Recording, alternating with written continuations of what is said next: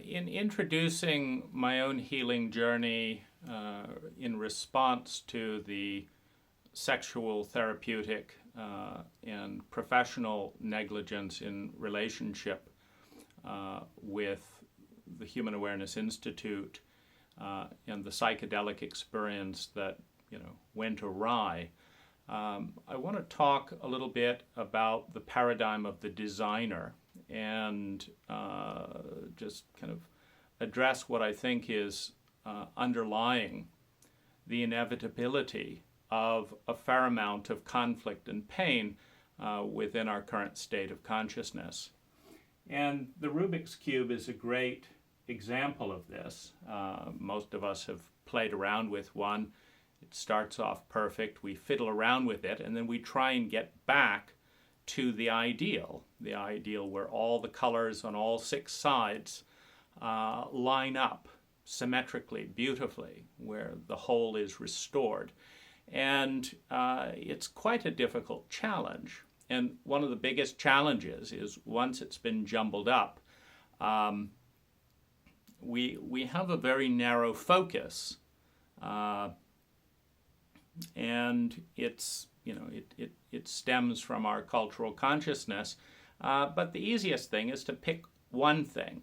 You've got 6 different sides, but let's get yellow. Let's get yellow all lined up. And so we fiddle around, and after a while it's not too hard to get the yellow things to line up. And then we've got success. But while we're doing that, all the other things are just as jumbled as they ever were. And there's a couple of different ways of solving that problem. One is to develop a more sophisticated paradigm and a consciousness that looks at the whole, that's moving towards transcendence in this case of the singular goal of getting yellow.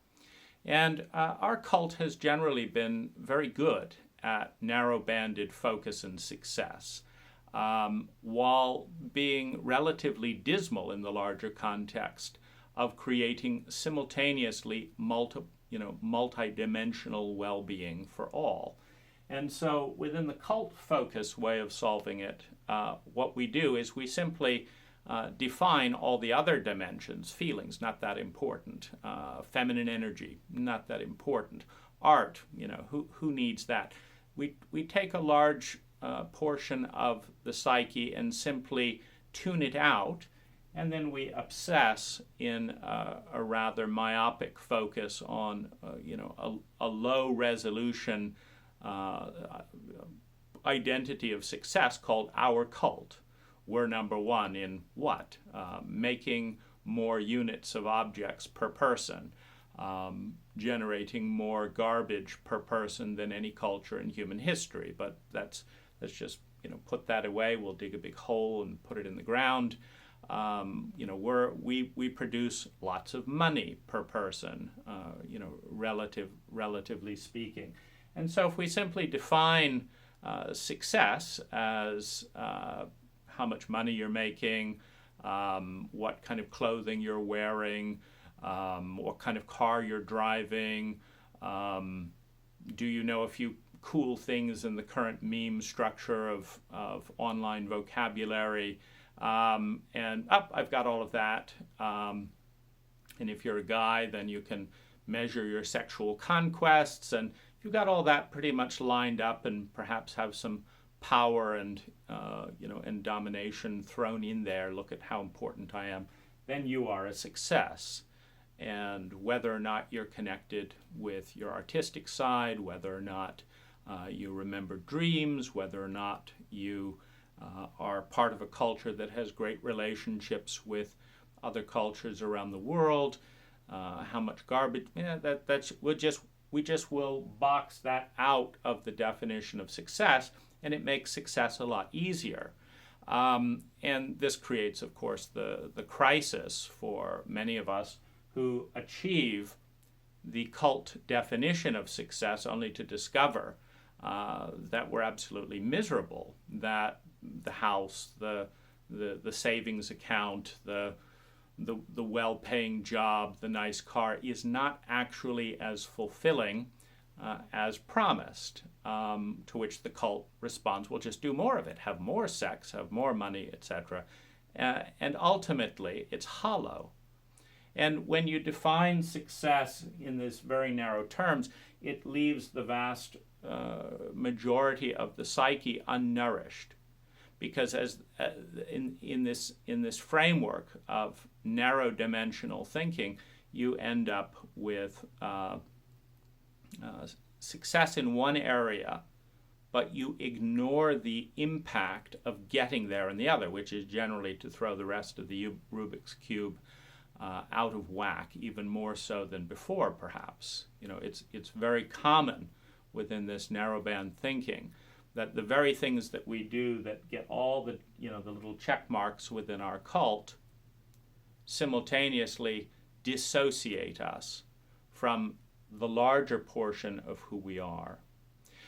Another metaphor for that same thing is the sphere. The sphere is this tremendously graceful, balanced shape, which is paradoxical. It unifies the one. You have the one, and then you have an infinite number of refracted dimensions or lines that create the sphere. When mathematicians create spheres, they don't say, here's the sphere. They create larger and larger numbers of dots, because we have a dot-based or a masculine-based culture that you get the one out of many little pieces. And so the mathematical models for creating a sphere is there's all these different lines. And what the eye sees then is the one, the sphere. And in the limitations of human consciousness, you have the ego and its macrocosm, the cult or culture, which breaks the sphere down into these odd shapes and says, this is what reality is. This is the sphere. And whenever you take something that's more graceful and more complex and reduce it down, if you imagine the car ride, riding in a tire like this instead of a tire like this, you've got friction. It's going somewhat smoothly, and then there's this loud bump as we take a right angle over here, and it's like, who's to blame for that? In a shame-blame culture, then of course the focus is, who made that bump? It was you. But in fact, it's the larger paradigm of consciousness that is simply not as sophisticated to make the transition from here to here in something more graceful than a right angle. And so we experience these jerky lives in response to the asymmetry and the crudeness of our map of reality intersecting with a larger, more graceful reality. And so we can predict to some extent the statistical levels of pain within a culture based on how simply and how much is left out. I very generously draw these points to the edges of the sphere, but in fact, our relationship as one species on one planet in a very large solar system, universe, and multiverse make this rendition of reality within the framework of the ego far more small in relationship to all that is the larger self that we are a part of, because that also gets denied within materialism, within individualism, within chauvinism, is that we are actually interconnected. All you have to do is stop breathing, which is your relationship on the dimension of breath with the ecology that supplies that breath, and you understand we're not separate at all. You stop drinking, you stop thinking, you don't spend time with other people, you don't even learn language. You can't learn to think. Try and think a single thought and not use language. You see, all thought and language are interconnected. The language and thus the thought is culturally provided. If you grow up away from all human beings, you don't learn any language. If you learn Japanese, certain things are emphasized that you don't learn if you learn English. If you learn French, certain things are emphasized, including masculine, feminine polarity, as everything has to be broken down. Is the table feminine or masculine, etc. If you're an Eskimo and you're talking about the 400 different words for snow versus snow, it's a lot cruder. And the more intricate the system for engaging with reality, the more graceful, which is why there are 400 words for snow, because it makes a very big difference if you hear the kind of snow that is slush moving towards ice than the kind of snow that is ice moving towards water. If you're setting out on a 4-hour journey at 40 degrees below zero, that distinction is the difference between life and death. We don't have that much of it, and so we have a very simple paradigm for the word snow. And I notice on my journey towards response and integration that there are these pros and cons which are hinting at an incomplete model of healing, at tools that have not been invented. And so one of the things we do in our culture is we cover this all up by saying, well, just be positive. Focus on the parts of the Rubik's Cube that we got right, and to hell with the rest of the Rubik's Cube. Let's not look at that, because that's being negative. But from a design perspective, the challenge through the paradigm of intelligence is, how do we end up with symmetrical well-being, where by the time we've made our million, our body is not spent with chronic fatigue and exhaustion, for example. Now, the cult doesn't count that. There's no Forbes 400 list for the most well-being integrated bodies in the country, because that's not measured. Instead, the Forbes 400 list is purely about money. And so if you have $10 billion and a shot mind and a cynical brain and a lonely heart, you are far more successful within cult frameworks than you are if you've got $200, a very healthy body, an artistic expression, a joy in your relationships, and you've brought a sense of well-being to 2,000 people in the course of your existence. There's no list for that, because it's too complicated.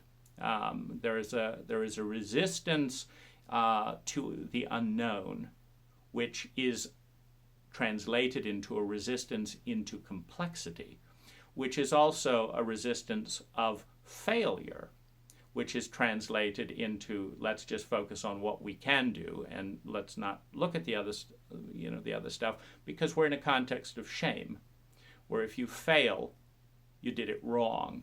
And if you did it wrong, you're bad. And if you're bad, you must be punished. Within that general framework, which is a traumatic framework, cultures that emerge out of a lot of trauma, and that do not know how to respond and heal that trauma, tend to create, they stigmatize and shame the arena of failure itself and anyone associated with it, rather than questioning the cult, questioning the framework of consciousness that leads to it. So, I'm starting this particular journey, which could have started at any point in my life, with having written to the Human Awareness Institute on NorCal about my intended suicide, some of the reasons for it, a lot of it being in the domain of failed, sustainable, nourishing relationships. And I would say a lot of it is this tension that I can get all the yellows to line up.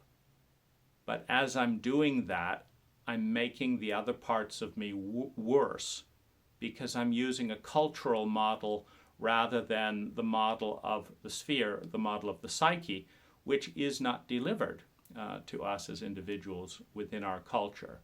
And so, this narrowband thinking, I'd done 100,000 in therapy, I'd taken 100 high events, I'd been to Findhorn, I'd lived in community, I'd lived out, I'd spent time with 100 lovers, I had more money than I needed, I'd gotten out of debt, all these different little check marks.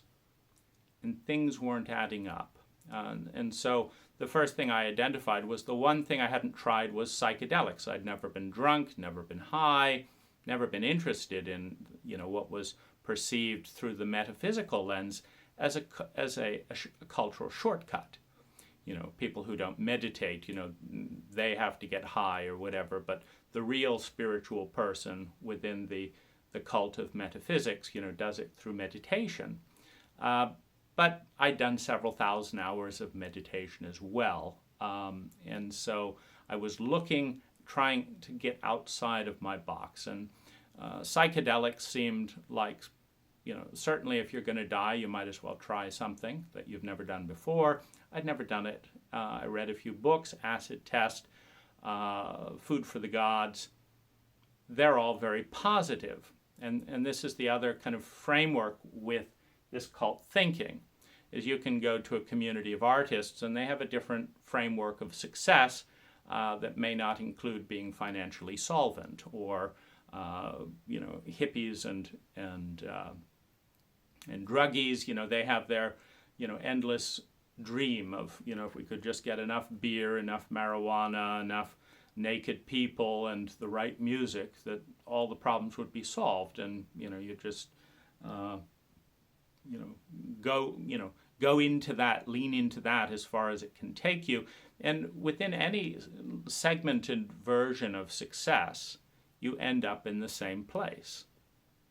All the naked women in the world, all the drugs, all the right vibes and the cool lighting and stuff, after about a week, it's people are having fights, they're coming down, this still isn't working, the landlord wants the rent, and it falls apart. And so the real challenge is not so much to go from materialism to anti-materialism, from art to anti-art, from anti-art to art, whatever the different little pocket that we're currently able to grasp is. The real challenge is how to put the Rubik's Cube together. And that's something that nobody really has a good system for doing. And so in a shame-based culture where if you fail, you're bad and deserve to be punished and stuff, you just don't talk about it. The artists don't bring up the fact that half of them are going bankrupt or whatever, or, so everyone has their little niche in a sense. So this was my kind of journey towards, going outside the box. So I wrote, I have no contacts with people who take psychedelics, and certainly for therapeutic purposes. The books weren't recommending going to rave parties. They were recommending therapeutic sessions. So in a culture where, in a materialistic culture such as our own, all transcendent substances have been made taboo. Alcohol kills hundreds of thousands of people's lives a year in various direct and indirect ways, but that's fine because it doesn't create transcendence. It creates usually a bit of a stupor. And that's fine. And cigarettes, which help you get through the stress and frustration of a dysfunctional system, that's fine too, kills millions of lives.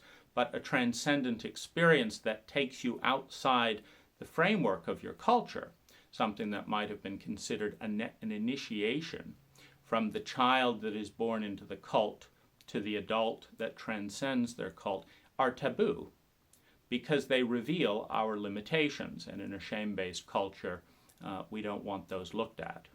We want our light side and our dark side carefully tucked away underneath discussions of the weather and the new rims we got for the latest Tesla or some other gadget.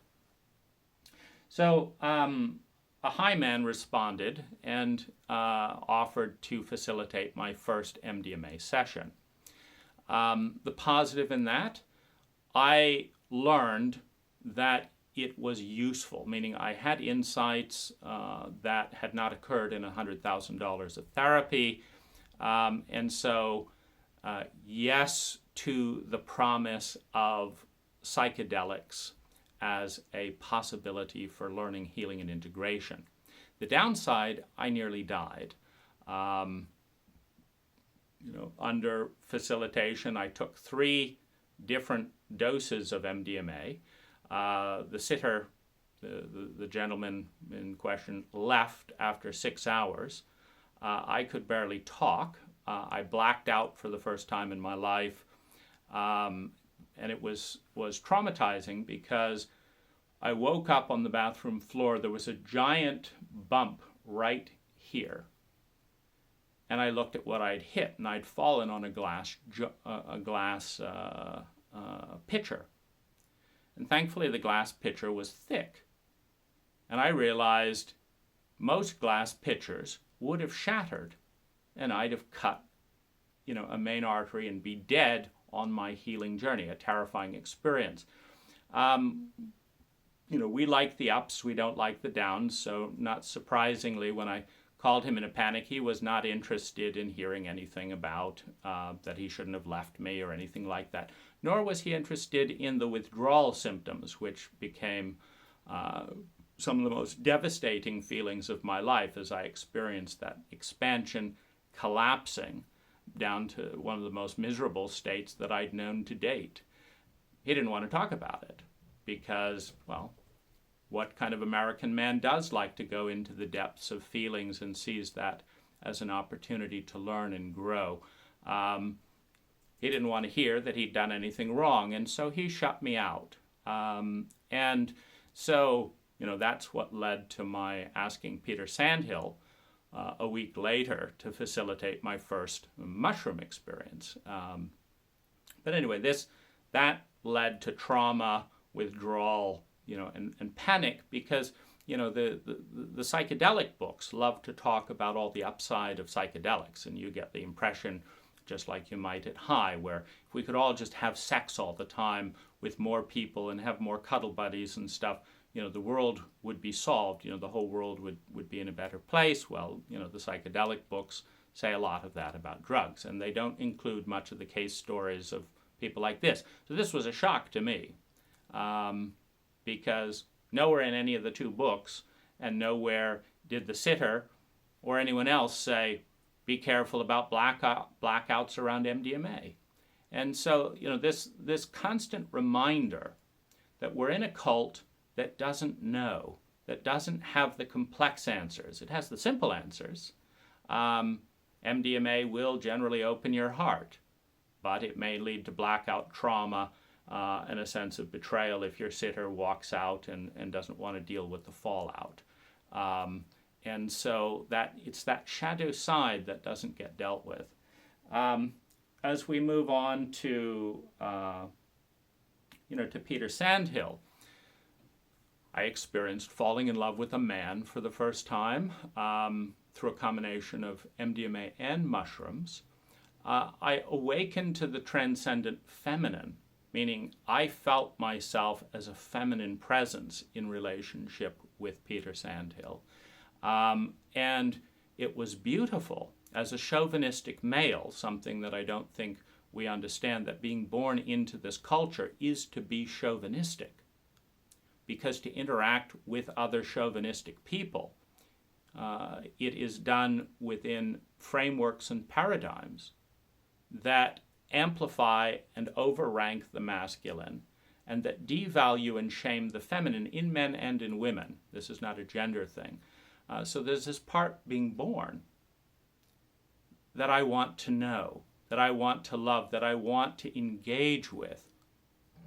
But I'm engaging with a chauvinistic man who has not, in our culture, not surprisingly, this is so much not about the individuals, it's about the individual and the psyche's relationship with the cult in which it's born.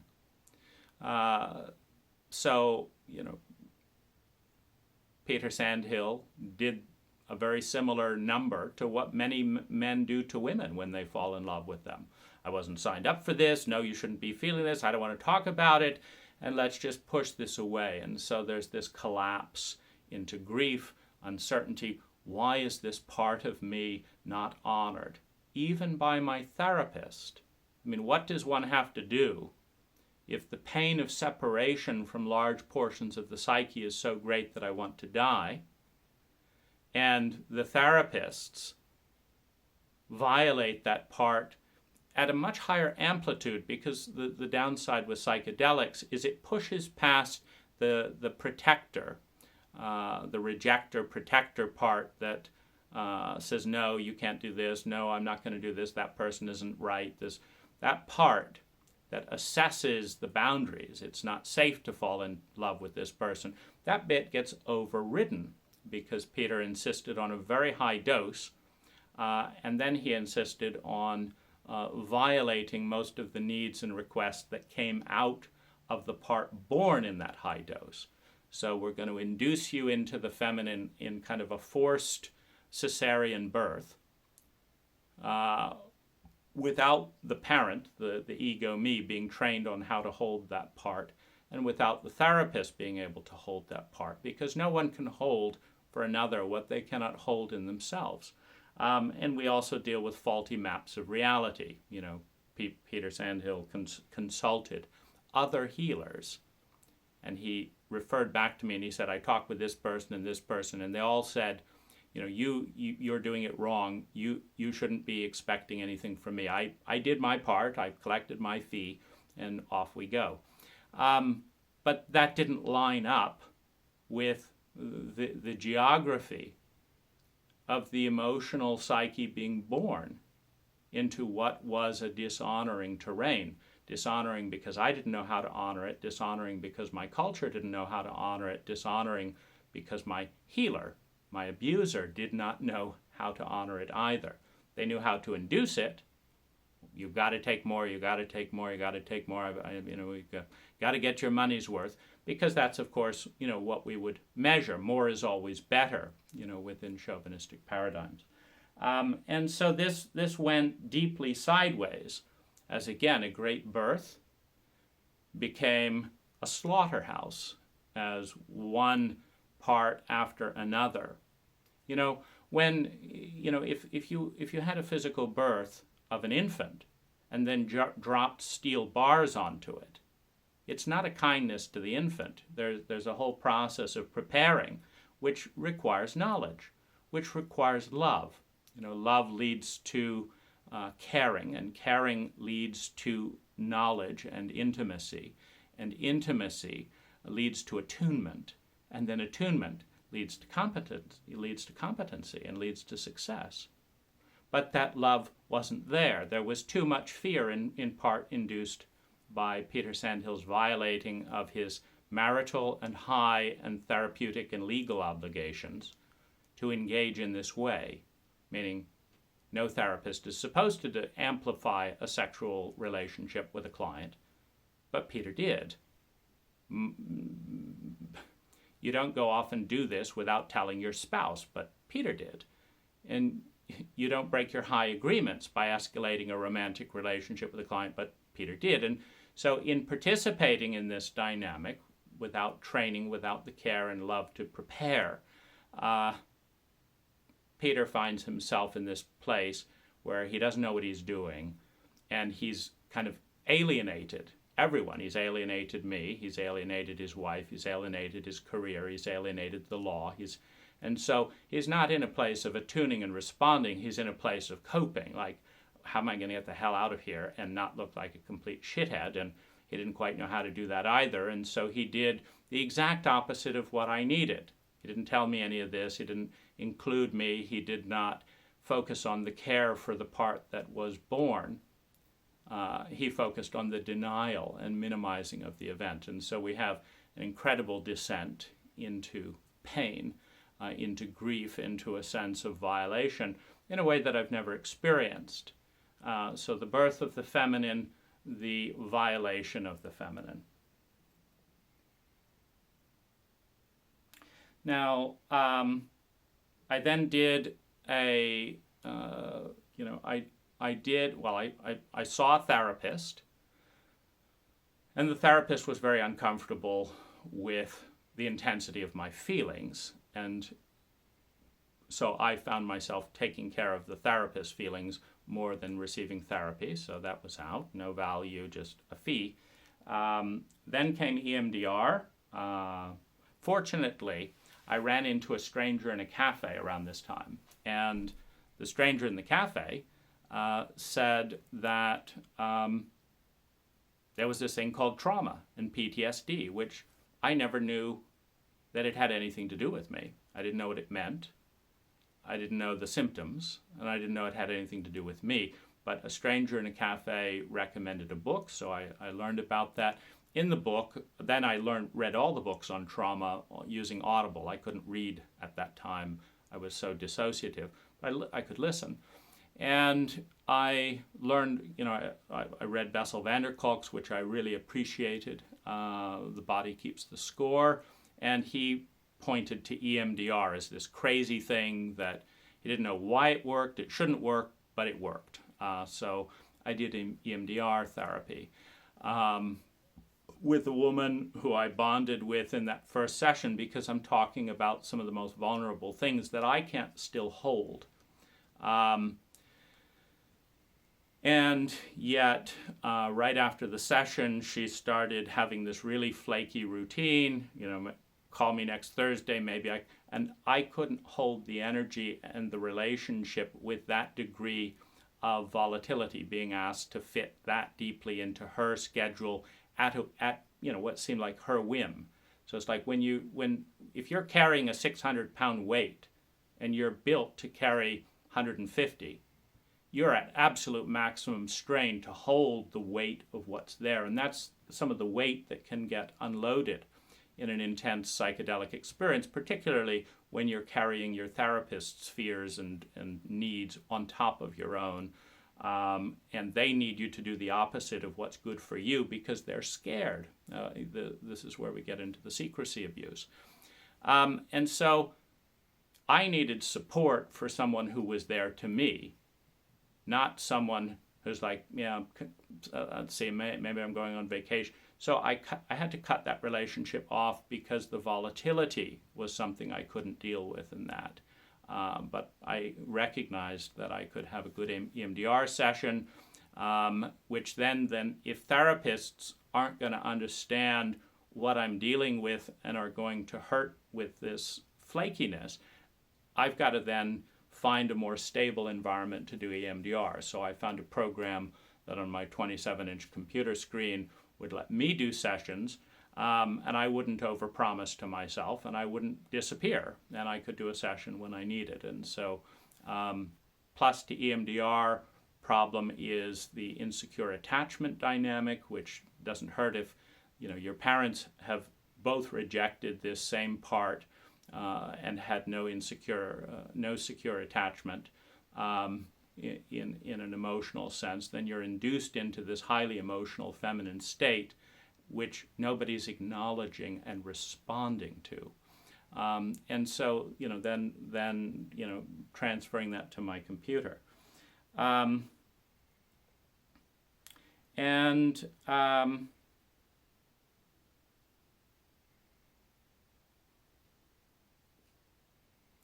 It doesn't help that many of our therapists have plenty of wounds of their own. That's often why they take psychology courses, is they've been fucked up as kids, and the cult saying this is all unimportant, but they understand if it's hurting them this much, it might be important, and they're trying to learn for themselves. And so, but that most therapists have plenty of unresolved baggage in their own life and respond very poorly to direct or inferred criticism that their paradigm and way of working is destructive in some formats. In this case, the EMDR was perfect, but the ability to be there for a secure attachment, to have regular sessions, which is a container, that's part of the feminine principle, the container in which the relationship occurs. So that was completely violated. But the therapist doesn't want to be measured, back to Rubik's Cube success. They want to be measured for what goes on in the hour. They don't want to be measured by what's going on in the larger context, or that therapy has multiple dimensions. And one of them is, can you form a secure, safe attachment to your therapy in which your needs are the primary concern, and thus you can regress safely to infancy where your needs were not the primary concern of the parents, because Nobody teaches our parents how to function. I then moved on to Constellation Therapy, another Bessel van der Kolk recommendation. And the Constellation was difficult because it was with a German man, and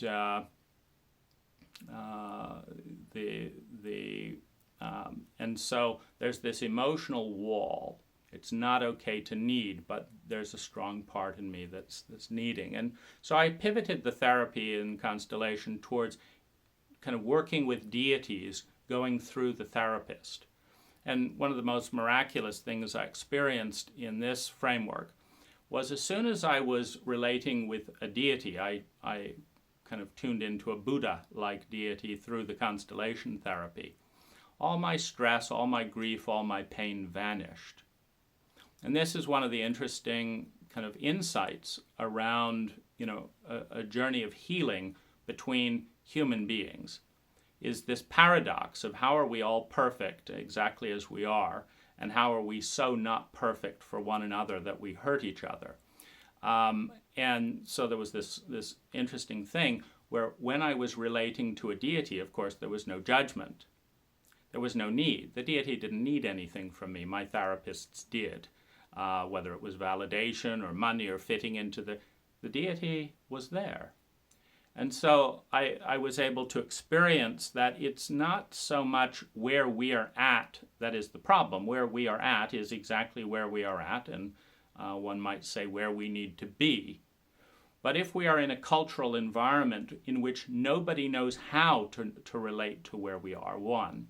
Two, in which not knowing how to do something is considered shameful. And three, where we don't know how to prioritize what is and isn't significant, and this type of psychological terrain is some of the most significant terrain in the human psyche. These three cultural elements mean that the culture doesn't know and then is defensive around not knowing how to relate to us in certain states. And so it was this interesting thing. I'm a bit of a threat to my Constellation therapist, but I'm not at all a threat to the deities that come through in the Constellation Therapy. Therefore, I feel tense, hurt, rejected, this and that in relationship to the therapist. I feel completely accepted, loved, safe, and at peace. All the tension drains away for the 30, 40 minutes I'm interacting with this, and it comes right back when I'm interacting with the culture around me. And so I did more Constellation Therapy, but the ego of the therapist got more and more attached, some of the terrain touching on things in their own life, and so I began to find this pollution where I'm not interacting with this deity, and I had to start checking the therapist, like, gee, you're it seems like that's your opinion. That's not what's coming through. I'm seeing this, but you're saying this, and you've got a tightness and this and that. That seems like that's more about you. And this kind of brings in the fact, that the idea, I think, of a therapist in its best sense in our culture of emotional illiteracy and trauma and unresolved issues is that if you're a stranger with the therapist, relatively speaking, and they've got nothing personal on the line, they can follow a professional protocol that works even though it's not native to them. They'd never treat you like that if you were their wife or their husband, because they would treat you like themselves. The closer you are to someone in relationship, the more you treat them the way you treat the parts of yourself that are represented in them in the relationship. And so you don't actually get, healthy, nourishing treatment, because very few people know how to treat those parts of ourselves well instinctively. And so there's a dissociation from the instinctive, kind of spontaneous interaction to follow a professional protocol that is superior to the spontaneous protocol of interpersonal relationships. But as you go into very deep emotional topics that touch on trigger points within the therapist, they get more and more emotionally connected, and they stop following their protocol, of this is what works 80% of the time, so let's do that. And they start getting, personally involved. That's not wrong. It's just when personal involvement involves the programs in which they deal with themselves in an emotionally and psychologically illiterate culture, that is a downgrading of therapy, and you end up being paying to be abused by the therapist in the same way they abuse the same parts of themselves in that terrain in the psyche. And the other thing that really crystallized, around this was I was talking about the sexual abuse at high and this and that and the other, and his advice was to move on and just put it out of mind and move on. And I wondered how many other people who had been sexually abused in one way or another at high had done that, leaving the system that was creating this abuse unchallenged, unquestioned. Meaning if I just moved on, then I'm leaving someone perhaps less qualified than myself. I feel very fortunate that I had money. I had 100K in therapy under my belt. I'd, worked a lot in meditation. I was very self-aware. I was able to take care of myself in a lot of ways. And I wondered how some 20-year-old person with an alcohol addiction who doesn't know any of this, who felt good at a high workshop, how are they going to feel going through a similar protocol and ending up in a disastrous state and then being blamed and pushed away by their therapist? They might commit suicide. They might do this. That's not okay to just move on. And I noticed that systematically in all the therapists, there was never an impulse to respond and do something about the system that was causing the abuse, which seemed like a weak form of ethics. I think that in a growing species and in a growing community, when you see something wrong, you own it, you try and change it and protect other people. That ethic was not there in any of my therapists. And when I confronted this EMDR therapist, Michael something with Constellation Therapy in Mill Valley, he was incredibly defensive and sociopathic in terms of not addressing the issues. And it eventually turned out that he had some severe judgments that he burst out spontaneously, and I understood how much it hurts someone in a vulnerable place to be under secret attack by the therapist who's viewing you one way, as they have their protocol, like you have to be loving to the patient and attending, etc. But that doesn't stop the judgmental mind in the therapist from viewing you like a shit, if that's how they would view themselves in that same thing. You always project yourself out on the other. And it turned out that he'd developed quite a dismal view of he called me a pedophile. And I thought, well, how does a sexual abuse survivor navigate through all this therapeutic maze with varying degrees of incompetency in the therapeutic community, when if they challenge their therapist, they're called a pedophile or whatever it is? And I couldn't even, I tried to figure out exactly what he was basing this on, and because it didn't line up with the data that I had given to him, the data in my own life. And so, for example, I've never had sex or pursued an underage person. So isn't that the definition of a pedophile? And then he backtracked and apologized.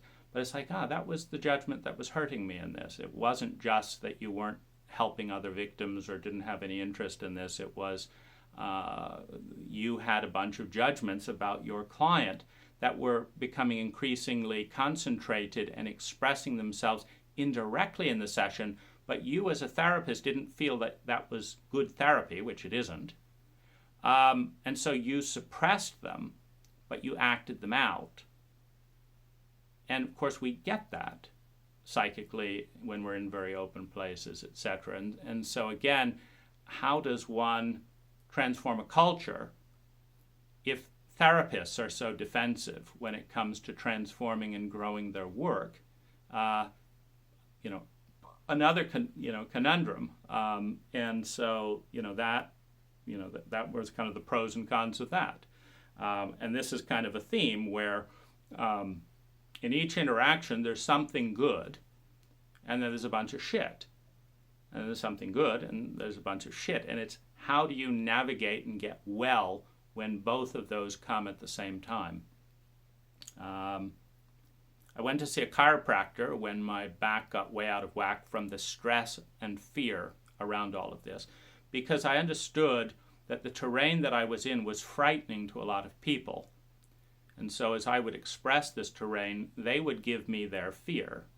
And I didn't want to be frightening to a lot of people. I wanted to be cared about. And instead I was feared. Now, good doctors, they say, how you doing? So I explained to my chiropractor, the sexual abuse that happened, his fear and all that. Now, he completely ignored all of this every single time. He never once said anything empathic. He never once said, can I help? He never once said, I'm so sorry that happened to you. There was zero emotional empathy. But he would get in there and shove my back around, and the physical shoving around of my back, and this was Matt at Egan's Family Chiropractic in San Rafael, would help. I mean, he was a great physical manipulator, and I felt he was a pretty good guy. But I would walk out of there feeling like shit because he'd asked how I was doing, and then he would pretend as if absolutely nothing was happening. And Peter Rengel and Donna Rengel were clients of his as well, and I saw the book there, Love. It's like, these are the guys that are saying sexual abuse by high facilitator isn't a high issue, that won't read and deal with my emails. And I pointed that out to Matt, and again, complete silence, and I realized, we don't train chiropractors on how to deal with trauma or sexual abuse. But trauma and sexual abuse shows up in the body and is likely to need chiropractic at some work, because if you hold all this strain because you don't know how to let go of the weight so your body holds it. And so the way I phrased it, in my review, I said, you can't shit on someone upstream, meaning dishonoring their feelings, their state, ignoring it, and then fix the physical symptoms that comes from a culture that dishonors and shames you for as if you don't matter as an emotional being. That's the feminine again, the dishonored feminine. Let's have you for your body, but just keep the feelings and all that emotional stuff. Could you just go away? Could you just be a fuck machine that turns me on with interesting adrenaline hits and then disappears? Epitomizing the chauvinism of our culture. In fact, I met a prostitute, the way we reduce human beings down to the lowest common denominator. I met a woman who gave massage and gave sexual massage as well. And I had a 5-day date with her. And I noticed that every single time we were close and intimate, I wanted to have sex with her. And every time I asked to have sex with her, she would do a little ritual. She'd go to the bathroom, and when she came back, she was not in her body. And I noticed this instantly. It's like, I no longer want to have sex with you. I'm not trying to interact with a dissociative body. I was feeling close to you because of the conversation. Then she'd get back close again in the conversation. When I felt close to her, I wanted to make love with her. She had an absolutely, beautiful body. And she'd be sure, fine. And I said, I can never be physically affectionate with you without you dissociating. And she said, well, that's what men want. They don't want my feelings. I said, but I do. And she couldn't do it. And so we separated because I didn't know how to solve that problem. Every time I felt close to her, I wanted her, and every time I touched her, I felt abandoned and alone because she wasn't there. And I haven't learned how to shut off my heart and body like that. I fall in love with people that I touch in that, deep way and connect, and it felt completely miserable. But that's, as someone in the sexual gratification business, in order to satisfy the physical demands, she simply, disconnected from all of the, her own feelings, so that she could please the men that she wanted to like her and her customers. Very, very, very, very sad. But again, something that in this culture is not something that I've never had anyone explain that to me in this culture. Not my parents, not my therapist, not anything else. I had to figure it out alone. And it was very, very lonely. And so, I decided I'd rather deal with the physical symptoms than feel emotionally invisible and unimportant. And so I stopped the chiropractic. I wrote to Elaine Aaron, to Peter, Peter Levine, and the Bessel van der Kolk group around this project, because this was what was really crystallizing for me was this is really, really hard. It's really, really painful, and I don't know what the fuck I'm doing. So people have called me a genius. Ann Watts said that I had a genius level of self-awareness in our one-on-one work together. And she said that it was not practical for me to expect other people to engage with me, because in the self-centeredness of we generally assume other people are like us, I was frustrated that people weren't talking to me at this level. And she was saying they can't, which is like, well, what do I do then? You can't learn to play tennis when you don't have someone who hits the ball back, and your game actually goes down. If you're a good tennis player and you try playing tennis with someone who's running around fumbling and doing all the odd things, your game collapses. It's like, I don't know, what do you do there? And so what's going on in the back of my mind is I've got more money, freedom, articulating ability, etc., than many people. Many people are being abused. How are they going to deal with this if this is this hard for me? So what can I do? And so I wrote to Peter Levine. He didn't write back. And I thought that's an interesting thing, because again, there's this message: we don't want to see you, we don't want to talk with you, you're in this taboo terrain, the psyche. And it's like he's written several books about trauma. He understands isolation and abandonment, etc. And there's not even a thank you so much for writing to me, but I'm overwhelmed, or whatever it is. He's not owning the inadequacy of coming to someone in this state and having zero priority or response to honor it. And I don't know, if he gets 100,000 letters or something, maybe he needs, hire a secretary or have a form letter that he sends back, something that lets the person know they are not being targeted for being ignored simply because they're in pain and trauma. And so wiped out there. The Bessel van der Kolk folks started talking with me cautiously. They said they almost didn't because I sounded a bit weird. Apparently men reaching out and wanting to do something about this is very weird in this culture, and so I sounded it. So, and of course they're worried about themselves, and one guy said he was really interested in psychedelics and trauma and studying it, so they sent me to him. He said, I've got a bad press story, in one of the newspapers, and I'm really busy, debating and sending back letters to the editor right now. Contact me in a few weeks. with zero acknowledgement that I'd talked about all the trauma and stuff that I was going through, etc. It's like, people who are in these vulnerable states are getting consistent messages that they don't exist, that these are not worth responding to. It's an odd assessment of the protocol of prioritization. You're in the trauma field trying to do something about trauma, and you've got a newspaper spat going on with another scientist, or you've got someone who's trying to help and who is in a traumatized state. Which do you prioritize? And in a public image domain of our culture, it would be a no-brainer. Of course, anything in the newspaper would be much more important. But I wonder how their 7-year-old children relate to this when they have a trauma and daddy's busy writing the next trauma book.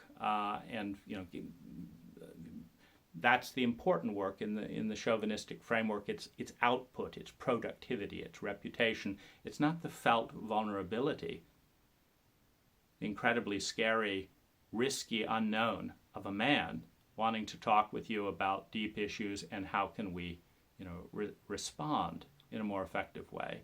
And I realized that my feminine self could not be held there either. So I turned to Elaine Aaron, writer of The Highly Sensitive Person, a book that had been very helpful for me in many relationships as I'm on the HSP continuum. And she didn't want to do an interview or a documentary or anything like that. So she sent me to her therapist, the people she'd trained. So I wrote to all 100 of them. And only one person responded, and it was the response to say, I'm out of town. It was an auto response. I'll get back to next week. So 100% of highly sensitive therapists trained by Elaine Aaron had zero interest in dialogue around a documentary dealing with trauma and sexual abuse and highly sensitive people. And I thought that's interesting because I watched Elaine Aaron's documentary, and any therapist who has been around for more than a year has to conclude a very obvious thing in this domain. And that conclusion is that for highly sensitive people, sexual abuse and trauma is one of the worst things they have to deal with. And they're very likely to deal with it. And it's a very big deal. And there's very little data about it. For example, Elaine left it out completely in her Highly Sensitive Person book. Zero mention of trauma and sexual abuse. But as a therapist, she's hearing from one highly sensitive person after another, I was violated here, I fell in love and felt like shit, this, that, the other. And she's teaching them, but she's not bringing the issue to consciousness. And I brought that back to Elaine Aaron. I said, look, you haven't dealt with this in any of your books. This is the number one issue as far as I can see from talking with highly sensitive people. Why are you participating in this blockade of data about the single most important thing that we're dealing with as a culture, and particularly in the highly sensitive continuum? And none of your therapists are interested. Why? Why am I could call any of them up in a moment and pay them $100 and they'd happily do a session, whether they knew the terrain or not.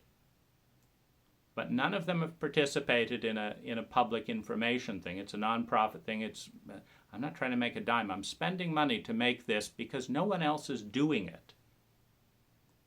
And the therapists who are making the money from solving these issues are not interested in even a dialogue for how to preclude the issue. Is there a conflict of interest? I mean, if I wrote to firefighters, 100 firefighters, and said, I'm interested in doing a documentary on how to prevent fires, are you interested? Would they all avoid it because they make their money putting out fires? I don't know. But I doubt I would be met with this blank thing because, in fact, dealing with fire prevention for another documentary I'm doing on homelessness, the fire chief, of course, did respond to the email, but none of the therapists responded. And this is bothering me because, again, I understand it's not personal. And when I asked, Elaine Aaron, her secretary wrote back and she said, maybe you didn't write the email correctly. And I thought, isn't that classic with a shame-based culture? That if someone asks for help around this and that taboo area, that rather than saying we're fucked up because we don't know how to help you and we don't want to help you and we don't want to look embarrassed on camera, whatever it is, and we don't want to own any of that, so we're just going to cut you off, that will suggest that you didn't ask properly. And I thought, well, how likely is it to be that people in trauma, suffering from therapeutic abuse, are going to ask properly? That's a very difficult state to do anything properly in, which is why it's so important to preclude the state and respond to the state. And it's just a little bit cheap to pass that on, much like Peter Sandhill had done. Like, I shouldn't be needing or having any issues about his treatment, therefore he's not going to own it. And yet, so why does High need to keep it secret? What's the whole push of keeping it secret? If there's really no issue here, why do we have to keep the fact, that a High facilitator escalates a sexual relationship after pushing high doses of drugs at my resistance? Why do we have to hide that if there's nothing wrong with it? You'd have a schizophrenic message. But does a schizophrenic person in a schizophrenic culture need to get more schizophrenic messages from their therapist? Or do they need to say, of course, all the data says you're going to be dissociative, possibly even incoherent, but thank you so much for doing the job we haven't done of doing a documentary on this, and we'd love to help, and can we get you any resources along the way? And so I wrote to Peter Levine. Tina Dayton did respond, but didn't want to do the documentary. And so basically, a closed door in the professional community around talking about this. I reached out again to other trauma therapists, and 30% of them responded, and they were all interested in how they would come across. That was their whole focus. It wasn't how can we help the most people, etc. So again, if trauma therapists are mostly focused on how they'll look in the documentary rather than getting the information across, I told them it will be unabridged. However you come across, that's what will be will be there. Just say what would be helpful to people. They weren't interested. Very interesting. And I worked with Lazarus, who's a non-physical channeled entity. Found some of it helpful later on. Early on, it just felt traumatizing because, Lazarus talks about you create your own reality, no ifs, ands, or buts. If it's happened, you created it, and you had payoffs for creating it, and this, and that, and the other. And when you're feeling absolutely shitty and, feeling kind of betrayed on all sides, the last message I wanted to be dealing with was a non-physical entity saying that they were my friend, not my teacher, but I had to buy their recordings and I couldn't talk to them because they were too busy. But they were my friend. It was just a paid friendship, because we're your friend, but you have to buy our friendship by buying these tapes and things. That felt too raw. Later on, it began to there was a point where the pain went down to a point where I could begin looking at some of that, and it was helpful. But then there was this barb around Concept Synergy, which is the company that produces the Lazarus material, and they've always been one of the more difficult companies to deal with. And they do not take any, they just ignore any criticism about their service and all that. And I was, their website was down, products got lost. I remember I bought a giant crystal from them once, and it took 6 months to arrive, but I had to pay cash all up front, and I learned later that it was 10 times more expensive than buying a similar crystal from someone else. It's like, how is that spiritually friendly or anything like this? And of course, those questions don't get answered. And so I had built up residue around some of that. and which was concept synergy more perhaps than Lazarus, but you have to deal with concept synergy to to purchase materials. That was very helpful when I could just get over that and separate the two, the company and this. Mostly in healing and forgiveness blendings and things like that. The theory and stuff, rather difficult. The healing blendings and stuff, very healing and calming down. So there was value in that. There was also a lot of value with the Seth material, another kind of channeled entity. But there is also a little bit of bitterness and kind of awareness that, Jane Roberts died at 55 of a severe case of arthritis.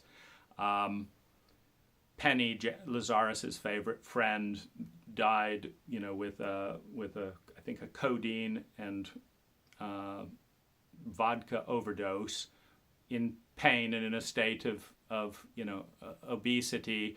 Then Penny's husband died by committing suicide the next day. And it's like, particularly to the kind of adolescent that's just trying to figure out what's right and what isn't, it would be very comforting if teachers or channels, etc., actually had the kind of lives that I'm aiming for if I work with the material. Meaning I'm not working with the Seth or Lazarus material so that I can die of arthritis. And they both talk extensively about creating your own reality in a whole variety of ways. And it's discouraging if the channels themselves seem to be more accident-prone or disease-prone than the average person, and less accountable and less professional in their business dealings than the average business. How exactly is that, saying like, gee, if I just really work with this, I'm going to have a great business and have a great health and stuff like that. And this is, the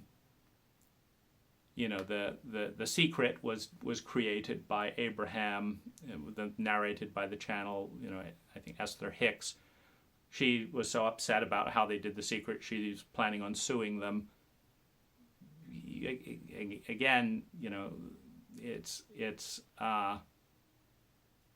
not a ringing endorsement.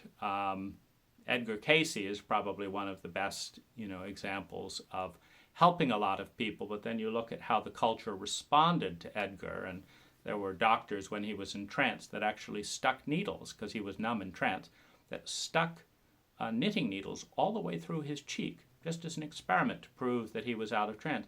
This is how this culture relates to healing, mediums as sociopaths. And so this is, again, frightening, to develop abilities and be turned into a spectacle or something like that. And so that, a mixed bag. Moving out of that, and as I said, the meditations have been incredibly helpful in recent months. And so I would say that depending on the level of pain one's in at the time, that could be helpful. I went to a high support group and talked about how difficult it was, that high was disowning this as a high issue, and that I really needed support.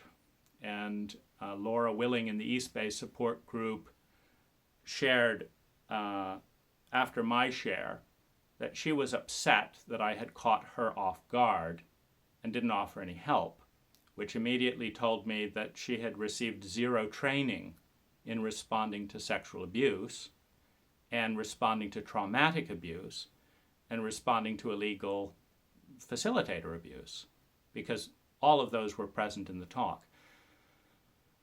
And it was very, very scary to make that presentation. And I left the support group when I realized that my facilitator was so self-absorbed and had so little training that she was likely to bungle over any number of other things, which just meant that there was no support within high at a support group if they were abused by a facilitator.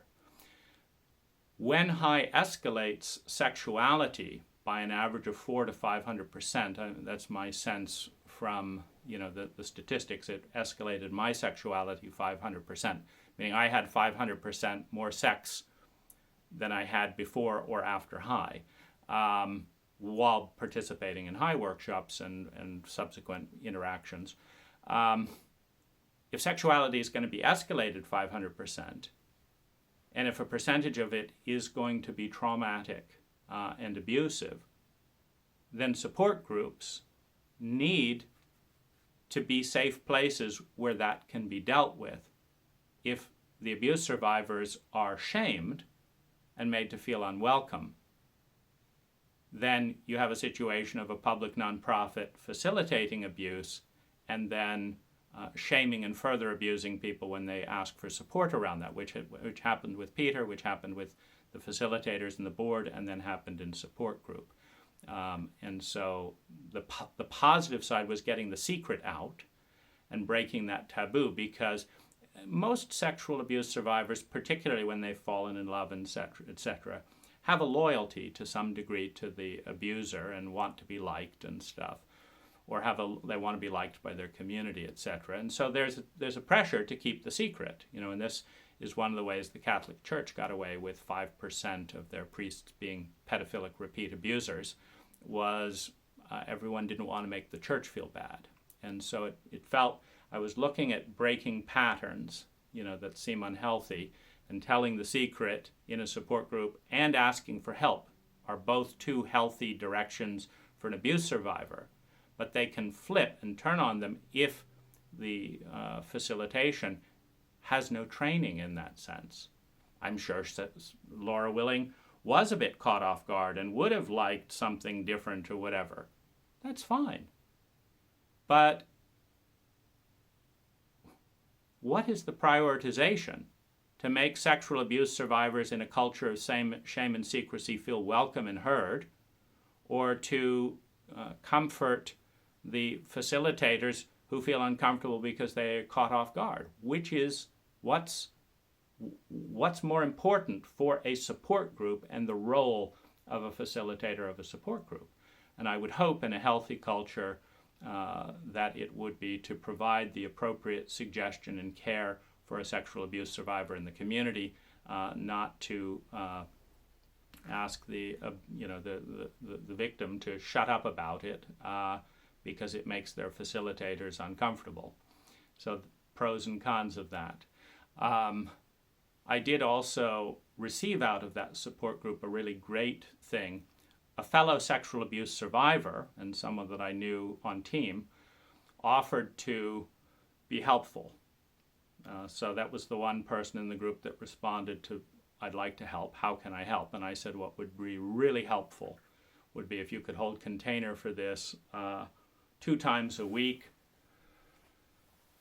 and just be with me as kind of a cuddle buddy and talk buddy 2 times a week for 3 hours. And she said, great.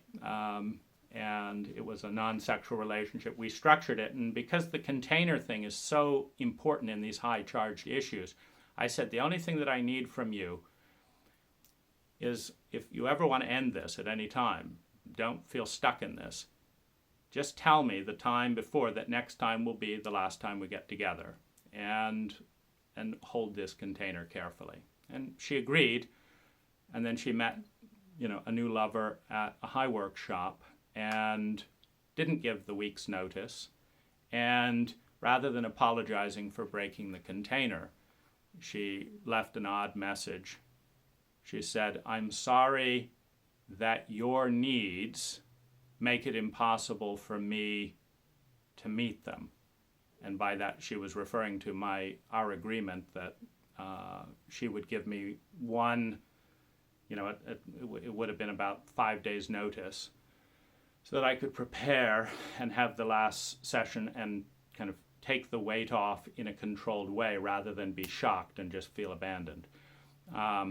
And because she met a new lover and it wasn't convenient in that schedule, she pivoted out of that agreement without acknowledging the break and without apologizing for the break. She didn't say, I'm sorry that I'm not keeping the clear agreement that we made in writing. You know, I said, let's be clear on this agreement. This is important.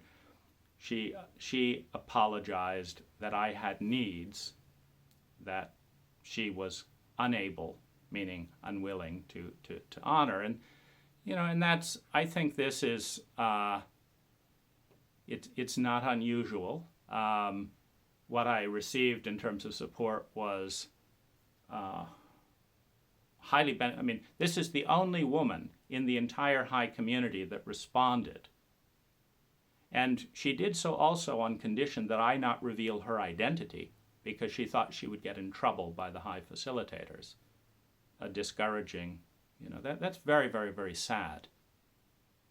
You know, and that was a pretty perfect supportive container, other than the botched ending, which is a really important part of the container. But again, in our culture, we don't like to think about death, we don't like to think about endings, and we don't usually do them very well, which is why you have to negotiate an ending that's good if you want a good ending. And not everyone honors themselves and you enough to, you know, to hold the ending.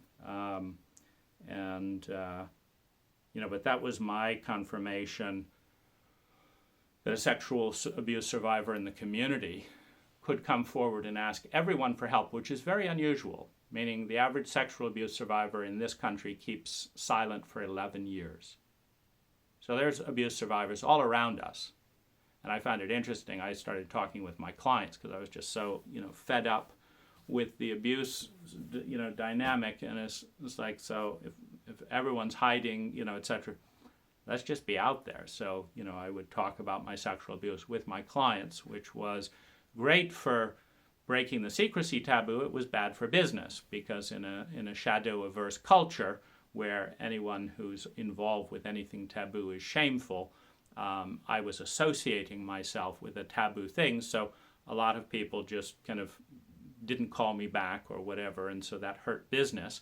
But I felt, you know, my business is not the most important thing here. The important thing is, am I in a shame culture of secrecy, of forced invisibility, or is there any safe place to talk about this? And one of my clients, so I talked to 4 clients about this. One of them was an incest survivor. So that's a sampling of 4. That's 25% of the clients that I talked with. And there may have been others that didn't want to talk about it. And she's still dealing with, you know, the issues in her 60s. And so this is not an issue that doesn't affect many Americans. It's an issue that is buried within our culture. And the price is, if you have a healthy enough business, you can take the hit and, you know, break out. But people who are in very vulnerable financial situations in this culture can't take the risk that their clients would punish them financially for being transparent.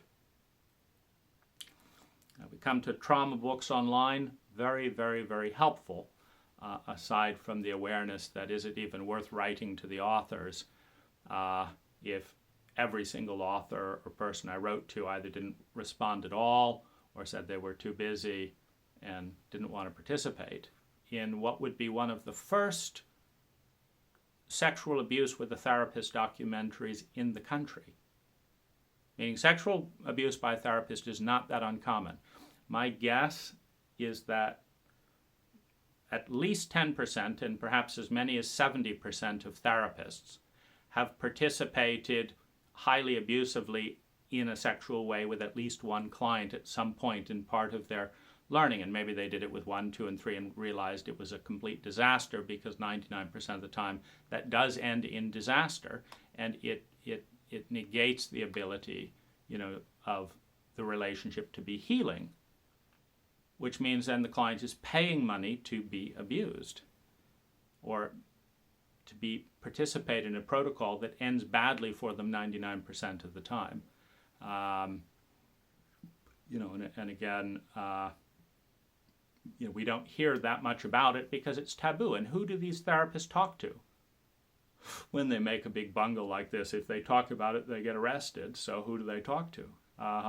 And so I think that's largely responsible for the fact that no therapist wanted to touch this at all, because there's so much shame and fear in the therapy, because there's a shameful secret there, because it would be perfectly normal in an emotionally dull culture for therapists and clients to notice the truth, which I've noticed many times, which is that I have a more interesting and vital emotional relationship with some healer or therapist than I do with my girlfriend or anyone else in my life.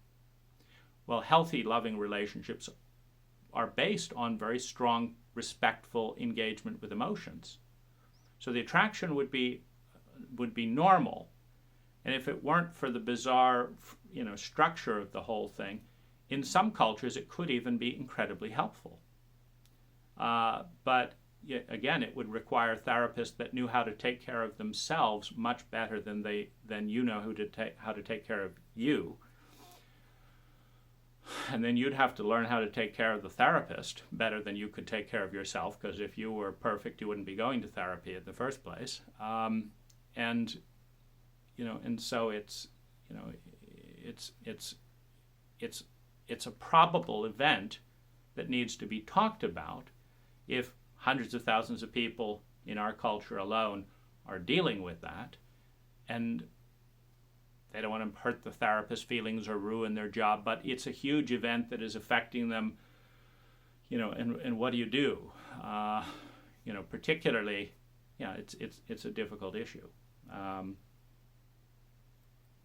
The EMDR on my computer worked several times and not several times. So it's an intermittent thing.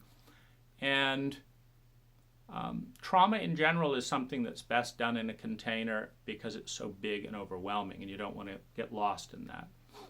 And so I have no doubt that I would use that more if I had a safe, reliable person to be there with me in the EMDR, but I don't. And so the EMDR, I think I shut down emotionally when it's too much for me, and there's nothing to prompt me out of that. And then other times it works, and there's a certain part of me that's afraid of the trauma, and so it doesn't go into that as much as I could alone. But I have figured out the theory of how it works with EMDR. And basically, we have healing dreams and integrating dreams, and a whole variety of dreams when we sleep. And the eyes move about in dreams. And this is very interesting because our bodies don't move around in dreams, but our eyes do. If you watch someone dreaming, their eyes are going all over the place, and they're retracing in the memory or in the dream itself what they're doing. So there is a correlation between the energy pattern that is the dream and the energy pattern that is the eye movement. And those are correlated. Now, because they're correlated, meaning they're hardwired into the brain, when you move the eyes, you change your thoughts. And when you have your thoughts, you move your eyes. This means that you can either change your eye movement by changing your state and your thought, and this is part of NLP's practice, because they'll do a lot of look to the lower left, think this.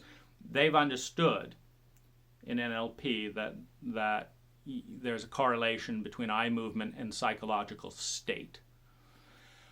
And they use that in NLP technology. EMDR, what it does is it is an eraser, because what your eyes are doing is they're going back and forth in a repetitive pattern that has nothing to do with the memory or the event.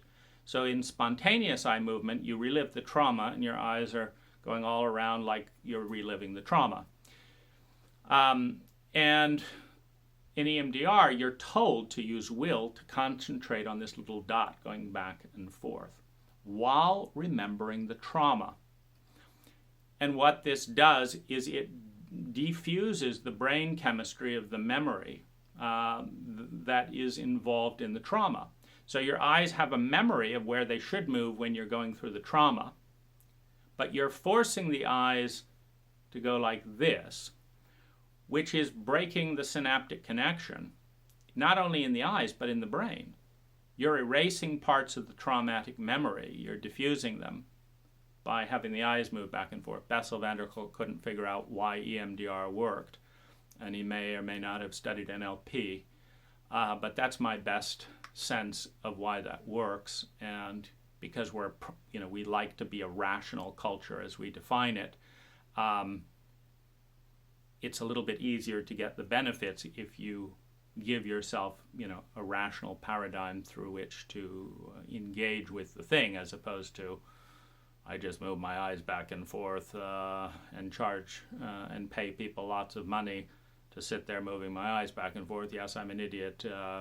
That's what I felt before. And, so having an analytical explanation can break our general culture's defense. Our culture has a huge defense about going into its shadow in any form, and one of the ways it does that is by making jokes and belittling, any technology that is anything other than, oh, sure, you need to take opiates, go right ahead. That's logical. The OxyContin family can make billions selling opiate pills. That's rational. But moving your eyes around or doing Constellation Therapy, that's feminine, obviously not what real people of any value would do.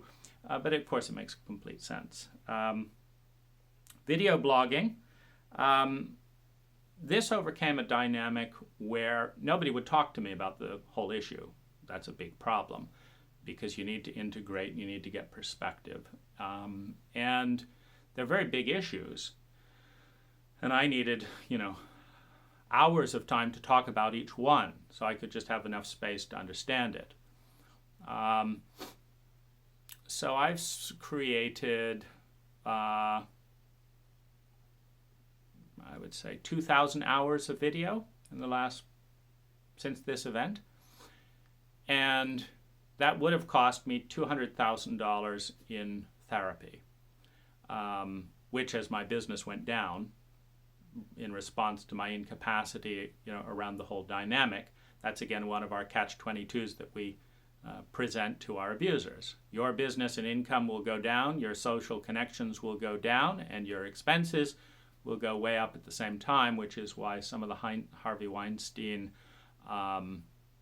people who have come forward while working full-time are now hundreds of thousands of dollars in debt, dealing with the therapy and legal costs resulting around, the issue of when you bring sexual abuse to light. And so you have the very women who come forward and do us a tremendous service by educating the field about what's actually going on and what we can do about it. They're the ones being hit with these $200,000 bills with no cultural support for the people we most need to come forward and teach us. And so, again, I was aware that would be even more frustrating to pay more therapists and go deeply into debt to talk about this on their schedule, and then they would interrupt me when the session was over for them, whether it was over for me or not. And so vlogging let me overcome that and integrate. And it also, I get the feeling so often in therapy that I need to do this in the way that makes the therapist comfortable, at the schedule of the therapist, at the location the therapist picks. It's all about what would make the therapist feel optimally comfortable. You pay me lots of money, come to my desired location at my time for my comfortable duration, and if you get better in that, great, that's the goal. But if you don't, well, I've done my part, and here's your bill. And so vlogging got around all of that in a number of ways. One, I would wake up at 4 a.m. bursting with emotion. The therapist isn't there, right? But the camera is. And so being able to, hour upon hour, navigate the terrain and put it into language which objectifies it so that it can be worked with. You have to get it outside of yourself and then before it can work. That worked very well. Its biggest kind of cost is reliving the trauma, reliving the grief. which there's one theory in traumatic therapy around desensitization, which says, that, if you were bombed in Iraq or something, you just play the bomb 10,000 times and eventually you go numb around it and it doesn't bother you anymore. Desensitization is an iffy therapy.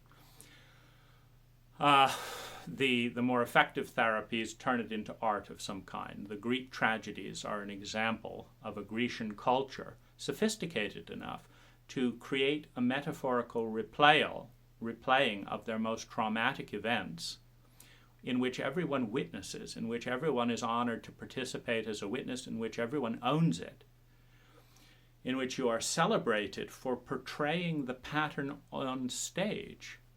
And there is a dissociation that comes with a metaphorical portrayal of the event that is similar to the Medusan use of the mirror to see the head of Medusa, which is the head of feminine trauma. The reptilian brain in a female presence is the essence of trauma. And the challenge is not to be turned into stone.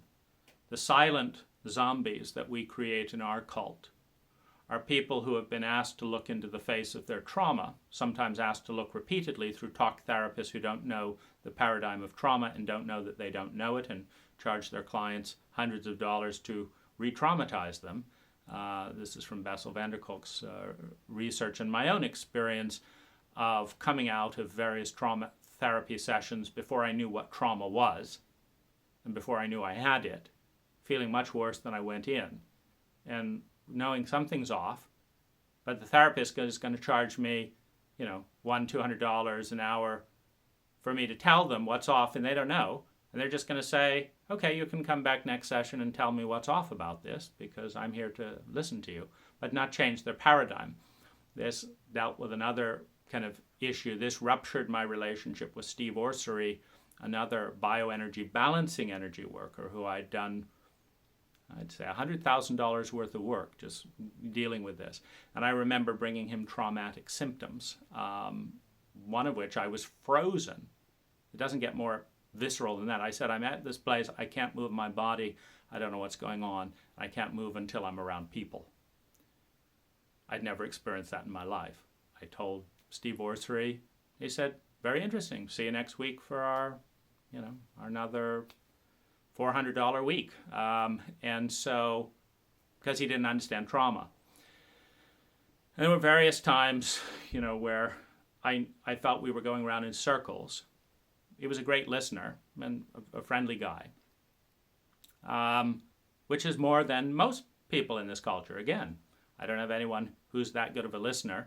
If I have to pay $400 a week to have someone hear me, that seems a step up if I've got the money. But I would come out of there feeling terrible sometimes, and it was around reiterating traumatic events without using a traumatic protocol, which he didn't understand, because he's just an energy worker being of service, which is, the problem. When I told him about all this high issue, he validated and acknowledged it, but I felt completely small and regressed, and I needed help. I needed an advocate of some kind. And he said, no. He said, I'm scared of these people. I have no idea how this could damage me. I have no idea what they might do in retaliation if I advocate for you. So I'm not going to help. And that just destroyed that relationship, which is one of the reasons one can descend into isolation, which is a deeper form of disease around this, is when your allies are more scared of your abuser than they are interested in your well-being and other people's well-being, because I didn't need to deal with high at this point for myself. I could just get the hell out of there. But what about the next person and the next person? Because a group of people who will sit there and tell you right to your face that illegal, unethical, abuse in a therapeutic session is not their issue. They're just here to help the whole world win and teach you about love and intimacy and sexuality, is not a safe group. They wouldn't apologize. That means they haven't owned and dealt with the issue. Peter abused me in 2 waves over 10 years. That kind of pattern doesn't just puff and no one gets abused again. In fact, a trauma survivor contacted me in tears saying she couldn't work because of the abuse and how it was handled at high. And she said it was good to see the website and understand that she wasn't alone in that. And, and that's very, very sad to see. But the question again is, how do you respond to protect the next person when you're in a regressed state, when you're in a state the culture considers shameful, when you've got PTSD, which is very, very frustrating to deal with. It's a huge challenge to lay in anyone's lap. And the healers wouldn't take a stand. And I thought, that's not healing. It is not healing to come and tell all this stuff to someone who doesn't have the balls to help do something about it. And I figure, Steve liked me. I liked Steve. I'd paid him $100,000 over 10 years. And he agreed with me that the whole thing was terrible. And he didn't disbelieve me. And if anyone did, I have, the 10-hour recording and all the emails and stuff. But that wasn't the issue. He didn't want to take a stand for one of his clients. But my parents hadn't wanted to take a stand either. And the facilitators didn't want to take a stand. And the board of directors didn't want to take a stand against the high not refusing to apologize. And so if absolutely no one wants to take a stand for the most vulnerable people in our culture, who have the predictable misfortune of finding themselves in this terrain on a statistical level, that's a sick culture. Well, I don't want to pay a healer for enacting a sick culture. So now I don't have a healer because that pissed me off too much. And, and this is very, very frustrating and very, very lonely to understand that this is the most painful slice of the psyche, that many of us are dealing with it. And other people are sidelining and burying it for minor professional things. Like, I don't think High would have hired an assassin to kill Steve. He might have thought so. I don't think they'd have started a campaign to ruin his career. He might think so. He was afraid of the unknown. Why is it unknown, though, even for therapists? And the question is, well, of course it's unknown if everyone is conspiring to cover it up and keep it secret. But I don't want to be one of them. But nor can I deal with all of this alone. I need help.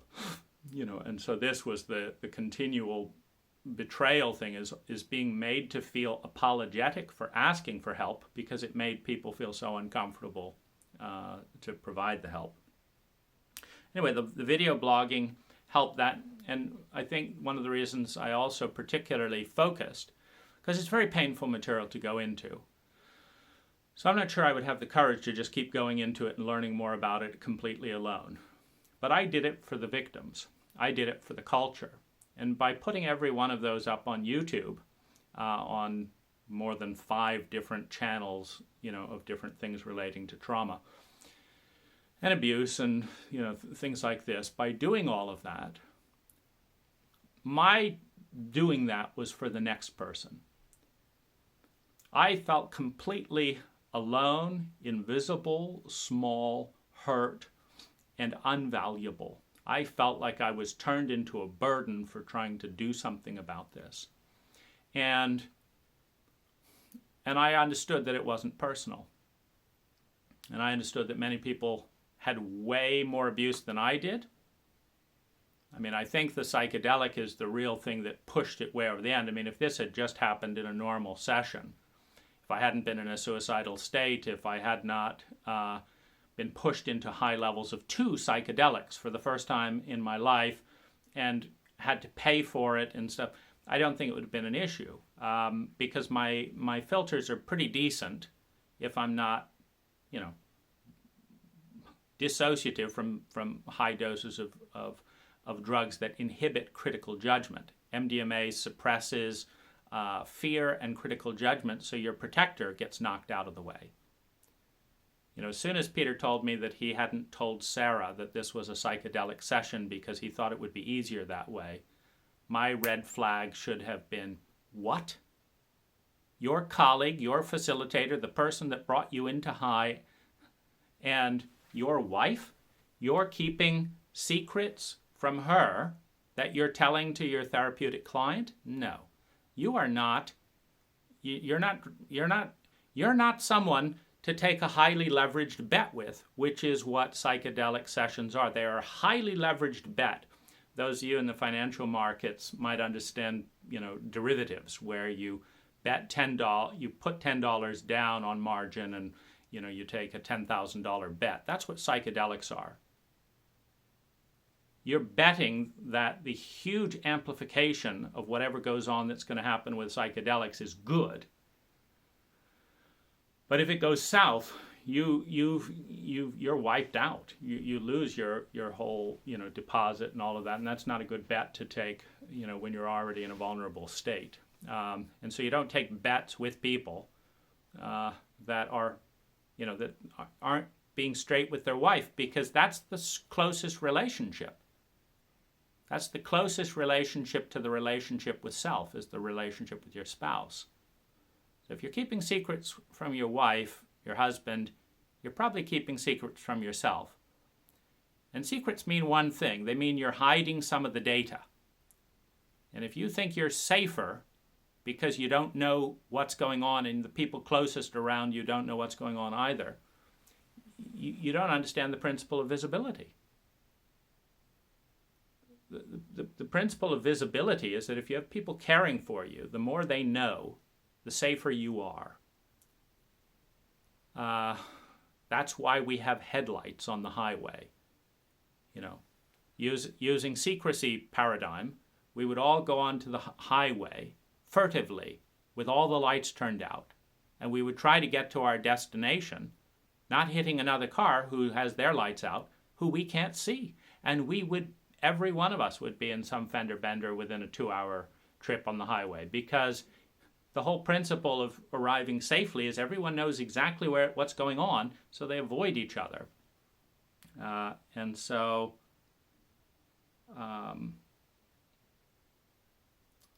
that I have a mind that would notice those things most of the time, which is why I don't date women who are trying to cheat on their boyfriends. I've had numerous high women invite a sexual encounter, and I ask the question, are they in a sexual relationship with anyone else? 1. 2, does that other person know about it? And 3, how do they feel about it? And what's the nature of their agreement? And I say no. If they get uncomfortable or start darting around or whatever, because they're talking about me. They're not talking about their lover. But also, how am I going to look their lover in the eye in a hand on heart, knowing that I participated in a betrayal? It's completely barbaric. And so a woman that treats a guy like this because she's done with him or he's not as hot or whatever, that story rolls around. And I have no interest in beginning a relationship with a woman who's going to dump me that same way because she gets a little bit bored, and new is always a little bit more adrenaline producing. So I helped and married the woman who is now my wife. And this is an incredible miracle in many ways, because I came into it analytically. I had decided by this point that the facilitator's protocols were a disaster, much as I had decided that my parents' protocols were a disaster. So my mother lied. I've never lied to a friend or lover. My father always blamed everything and resented and punished and all this kind of thing, endlessly. And he wouldn't own responsibility. So I've always tried to say, this was my bad. I did this and this. And I learned from my parents kind of by doing the opposite from them. And I decided I would learn from the high facilitators by doing the opposite of them. And the biggest thing that was bothering me at the time was I was clearly in a traumatized state. No observant human being could spend more than 5 minutes with me and not know that I was in a lot of pain and in a traumatized state. And I had not met a single person amongst hundreds in this period who was prioritizing this. And so I thought, and that was what was hurting the most. I felt like I was being willfully pushed aside for being hurt by my therapist. And I thought that's wrong. We want people to go to therapists. They won't go to therapists if they're going to be abused there. And they won't go to therapists if after being abused, they're going to be punished by everyone.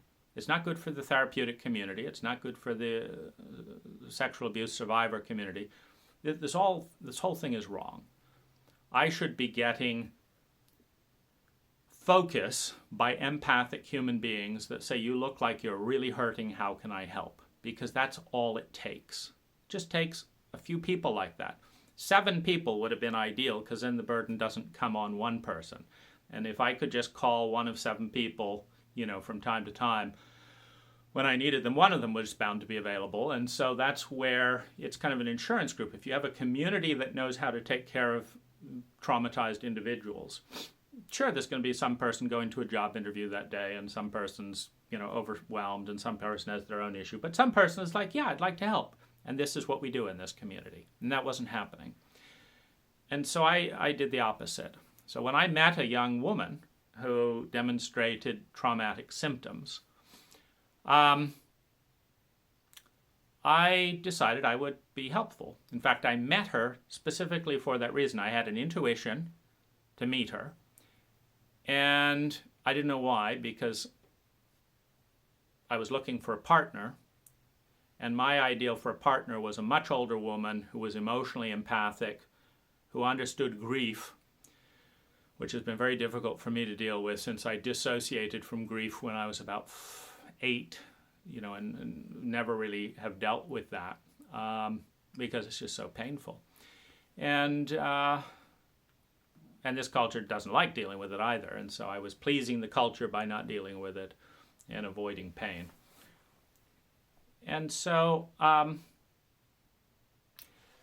was in this mode of, if I can't get people to help me the way I want to be helped, let me try and practice helping others the way I think other people should be helping me.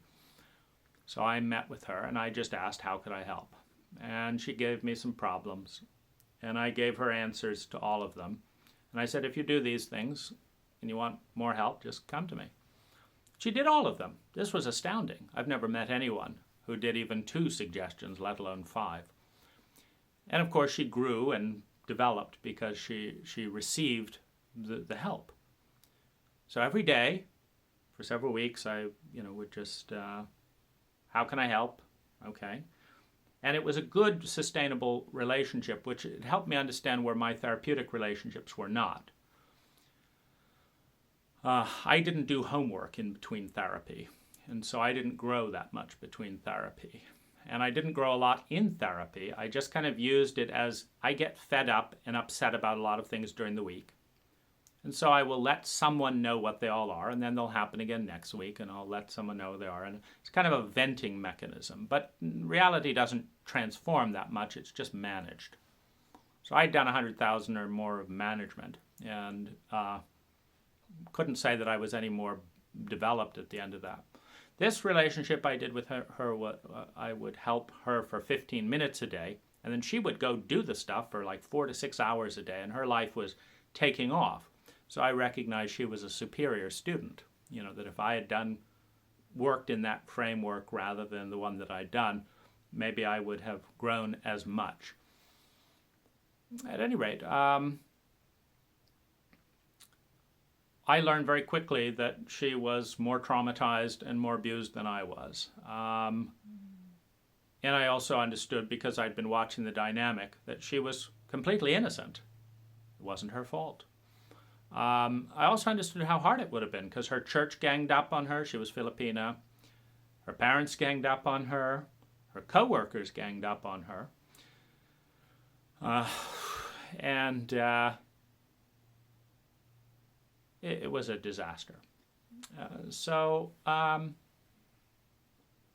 I saw how hard she was working, I was very moved, and I decided that, I am going to give this person what they need to transcend this abuse pattern. And if I wasn't an American male humiliated around feelings so deeply from my father, I'd be weeping about this, because it's truly beautiful to see someone trying that hard to transcend the abuse dynamic from so many sides. And I was not attracted, and she didn't meet anything on my list. And I was also trying to learn from what I'd spent time with 100 lovers, none of them married, many of them problems in the relationship. In each one, I'd followed the high protocol of ask for my 100%. And this woman was not anywhere near my 100%.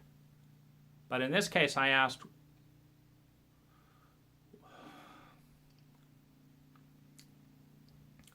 how I could be her 100%. And because she wasn't terribly articulate, I asked, I looked at my trauma books, I looked at, this, and I understood that I could help her a lot. And I also understood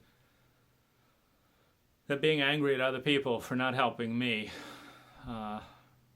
was not in itself a complete cycle, that I had to become someone that I wanted this culture to move like if I was to be helpful. And so I decided I would give her as much as she could absorb and integrate and do something good with. And do it in a way, because I was in PTSD, and I wasn't sure if I'd collapse, I wasn't sure if I would die, I wasn't sure if she might hurt my feelings in some touchy way that I couldn't then deal with the relationship.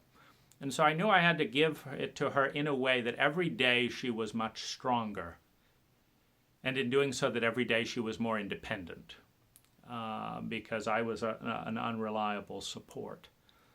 And so I made that the criteria, that every way I help her, it has to be the kind of help that if I disappear next week, she doesn't collapse, she's left on a trajectory. And over the 3 years I've known her, I've gotten more healthy and stable, and so I'm less likely to disappear. But the principle has been there the same, and as a result, she has developed 5,000% more life skills and 700% more sustainable well-being. And in the process of developing more and more safety and security through her independence, she has also matured. And I'm now blessed with one of the most fabulous people on the planet. Because while she wasn't the person on my list or my 100% when I met her, every single month of our relationship, she has rapidly become, a more and more beautiful, wonderful, self-reliant, amazing human being. And this was very important to me, because one of the things that I knew was that if I had gotten that from a single adult in childhood, in adolescent, or in adulthood, that I would be 500% more potent and happy, etc., than I was. And so there's a big part of me that wants to blame the cult. You fuckers, I keep trying everything and it keeps going wrong because you guys don't have your shit together as a cult. And it's not personal. You don't have your shit together for other people as well. And the whole culture is suffering because we don't have a group of adults who have their shit together. And and this was the second time in my life I got the chance to test that hypothesis by being the person that hadn't ever been there for me. And it's very healing because it just shows how beautiful we all are when we have the opportunity of real support with competency. And it's even more stunning because I do not consider myself highly competent in this terrain. I had PTSD, I had rage attacks, I had tons of self-absorption, natural with PTSD. I was an addict to pain management in various forms. And so, the amount of competency I was able to deliver was a third of optimal. And yet it was enough because of the human spirit, because of her grace, her beauty. It was enough for her to rocket forward in her life more than I've ever seen a human being rocket forward in their life. And that has so much hope for the species, because I believe we are surrounded by wounded children, adolescent, and grown-ups, or children in adult bodies or grown-up bodies that have never received that either, and would gladly become more if, it was also the understanding of how damaging the American culture of shaming people in need is. Almost every woman I've dated in Western culture has been deeply ashamed of needing help, needing my love, whatever it was. They apologized for needing because we shame need. We don't meet it, that would be intelligent. We shame it. And so more feminine cultures are not ashamed of having need.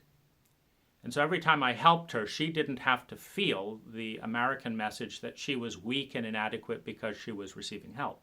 Instead, she doesn't get that message in her culture, which meant that she could absorb help 500% more rapidly and intensely and candidly without any of the game playing. The American woman that's desperately insecure and all that is going to say, oh, I don't need men, I don't need this, and then frantically wonder when's he going to call, but I can't say anything because that would be weak.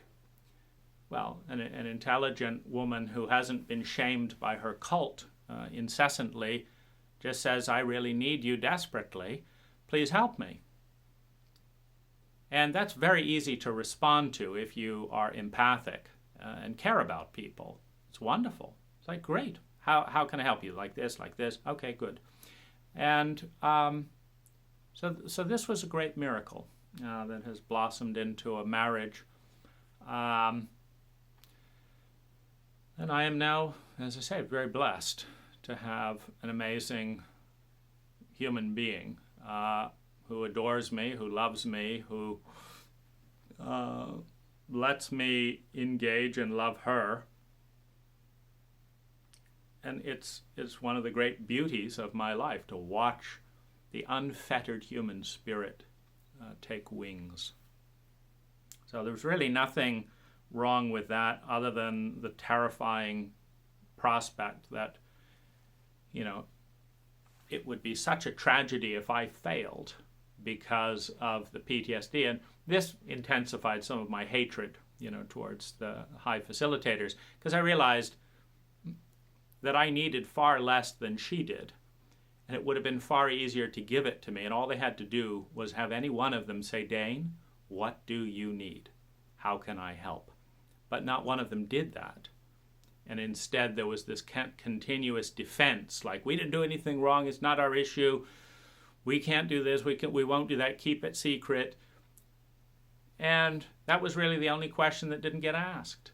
And it's the simplest thing to ask. It takes 30 seconds. How can we help? What do you need? Let's get on that. And if we can't do it, we'll ask for help in the community. There's plenty of help in the community